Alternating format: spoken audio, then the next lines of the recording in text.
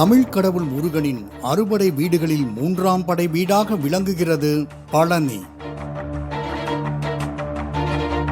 திண்டுக்கல் மாவட்டத்தில் அமைந்துள்ள பழனி முருகன் கோவிலில் வழங்கப்படும் பஞ்சாமிர்தம் உலக அளவில் பிரபலம். ஆனால் சமீப காலமாக பழனி கோவிலில் விற்கப்படும் பஞ்சாமிர்தம் காலாவதியானதாக புகார்கள் எழுந்து வருகின்றன.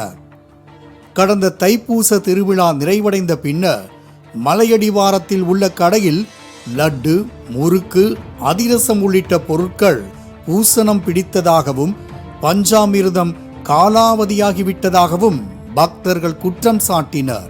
இதைத் தொடர்ந்து மாவட்ட உணவு பாதுகாப்புத்துறை அதிகாரி தலைமையில் 7 பேர் பிரசாதம் தயாரிக்கும் கூடத்திற்கே சென்று ஆய்வு மேற்கொண்டனர்.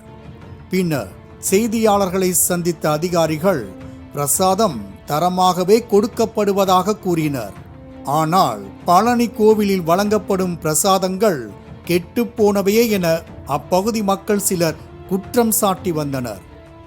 சில நாள்களாக கோவிலில் இருந்து வெளியே சிறிய லாரியில் பஞ்சாமிர்தங்கள் திருட்டுத்தனமாக ஏற்றி செல்லப்படுவதை அங்கிருந்தவர்கள் அறிந்தனர். இந்நிலையில் மார்ச் 12ஆம் தேதியன்று காலையில் அடிவாரத்தில் உள்ள பஞ்சாமிர்த தயாரிப்பு நிலையத்தில் இருந்து வேன் ஒன்றும் லாரி ஒன்றும் கிளம்பி உள்ளது. இதனை தடுத்து நிறுத்திய மக்கள் அதில் ஏறி பார்த்தனர்.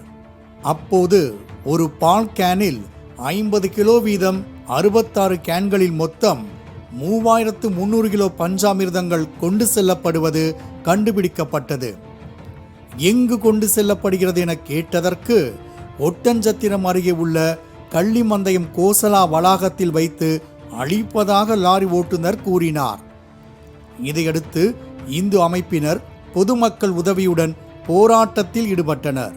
அன்று குற்றம் சாட்டிய போது பஞ்சாமிர்தத்தில் எந்த பிரச்சனையும் இல்லை என கூறியவர்கள் தற்போது ஒவ்வொரு நாளும் கிலோ கணக்கில் பஞ்சாமிர்தத்தை வெளியே கொட்டுவதற்கோ அல்லது மாடுகளுக்கு வழங்குவதற்கோ கொண்டு செல்லப்படுவதாக கூறினர். தைப்பூசத்துக்கு தயார் செஞ்ச பஞ்சாமிர்தம் 1,05,000 டப்பா உள்ள காலாவதியாகி போச்சு.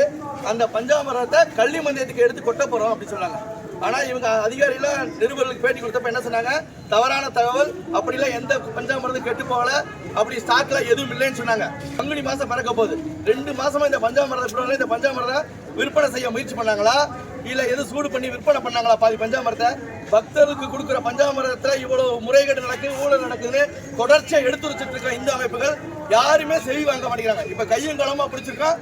இதற்கு யாரெல்லாம் முட்டு கொடுக்குறாங்களோ அத்தனை அதிகாரியும் இந்த வேலையை விட்டு தூக்கணும். பின்னர் காவல்துறையினர் நேரில் சென்று பேச்சுவார்த்தை நடத்தி கூட்டத்தை கலைக்க முயன்றனர்.